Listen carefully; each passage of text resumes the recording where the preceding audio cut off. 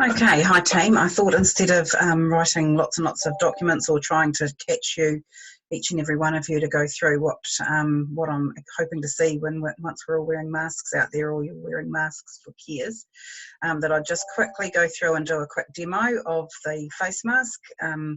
For some of you that haven't already heard this or seen this, and hopefully we'll probably use it as training as we get new staff on as well. So as you know, I want you to be wearing face masks now as we head down into level 2 and then potentially into level 1, to try and slow any risk of spread of COVID-19 throughout the facility. So if somebody in your family or your network, or if you're out on a Saturday night and contract it, and we don't know until you get symptoms, the idea of this is that it slows the spread to our residents, and that the chances of you passing it on are a little bit further reduced. So just to reiterate what I've said in my guideline, of course we still need to be doing our physical distancing, exceptional hand hygiene, the 20-second hand wash with the happy birthday song that we've all sort of forgotten about, that's back in play most definitely, and hand sanitizer in between times. Hot soapy water is best.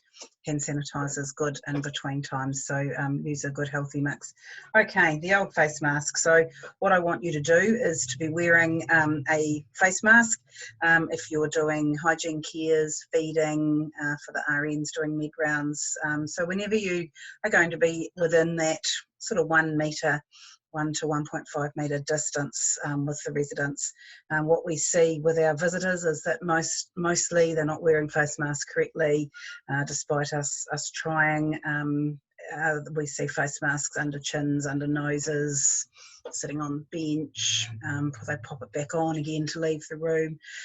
So I don't think we can rely on that. So our 2 biggest things are protecting our residents from us and us from the residents. So face masks it is. Now we don't need to have them on all the time when we're going about our day-to-day stuff, but when we're within that space, so when we're dressing people, feeding people, showering people, giving people medications, doing dressings, assisting people with their mobility, we're definitely within that space. So here we go. Quick. Oh, and we don't do doing any of that. So quick 101 on staff wearing the face mask. So wash your hands well before you put your mask on. To know which way's up with your mask. Their bendy top part, that's the top of your mask. Most masks are white on the inside, so that's the inside. Some of them are blue on the outside, some of them are yellow, but generally white on the inside, and that's the part that goes against your face. Put them on to create a seal. Get them nicely shaped around your nose. For those of us that wear glasses, shape them in nicely there, and then pull them down underneath. Now, when you know you've got a seal is when you breathe in, and so does your mask.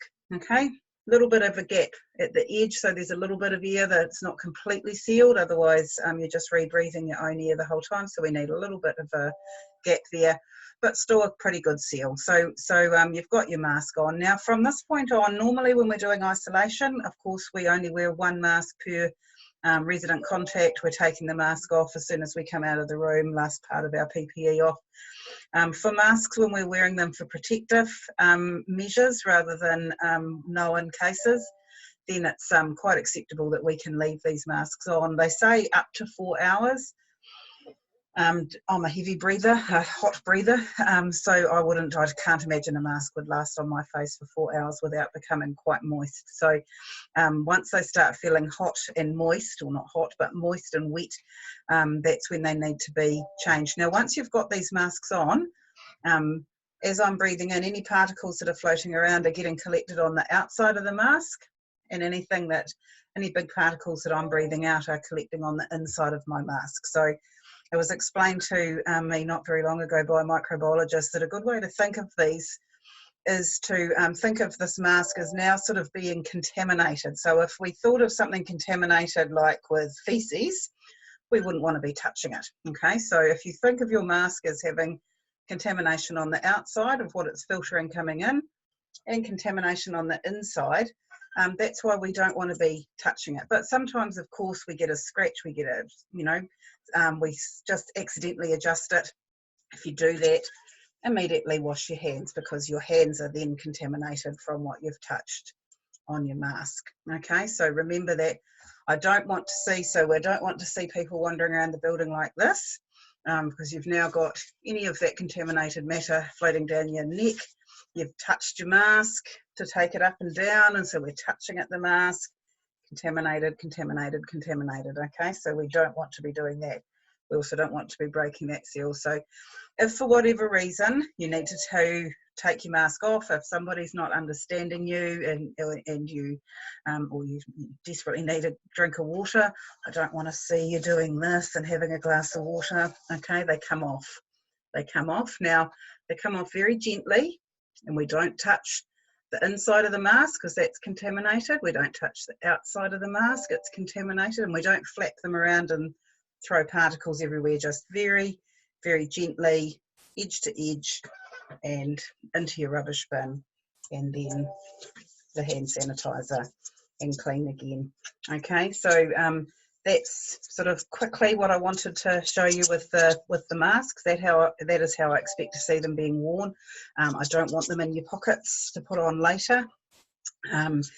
Yes, they are have become expensive commodities, but I would rather pay to have a replacement mask than have you contaminating your pocket with a mask in it. But we need to strike that balance. We don't want to have the whole world contaminated with face masks, because we'll be burning through thousands of them, already millions of them across the world in the health sector. So we need to do our little bit to be careful with them, but we're not so tight on them that if you need to replace it, you need to replace it. So that's my little staff wearing face masks video, and if you've got any questions, of course, come and ask me.